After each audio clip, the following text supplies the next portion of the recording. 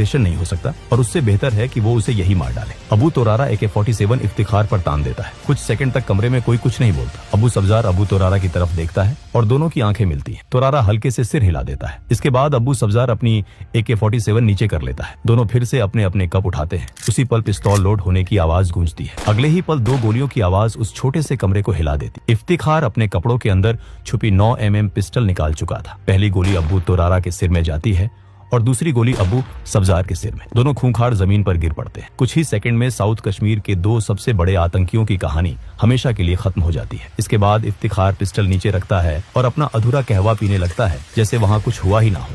लेकिन दोस्तों, ये कोई आपसी झगड़ा नहीं था और ना ही किसी आतंकवादी संगठन के भीतर की गद्दारी। ये था इंडियन आर्मी का एक बेहद साहसी अंडरकवर ऑपरेशन। इफ्तिखार भट्ट असल में कोई आतंकी नहीं था, बल्कि 1 पैरा स्पेशल फोर्स का जाबाज कमांडो मेजर मोहित शर्मा था। यहीं से शुरू होती है एक ऐसी कहानी जो एक मिडिल क्लास परिवार से निकलकर देश के सबसे बड़े वीरों में शामिल होने तक जाती है। और आगे हम जानेंगे कि आखिर कौन थे मेजर मोहित शर्मा और कैसे उन्होंने अपने जुनून और हौसले से इतिहास रच दिया।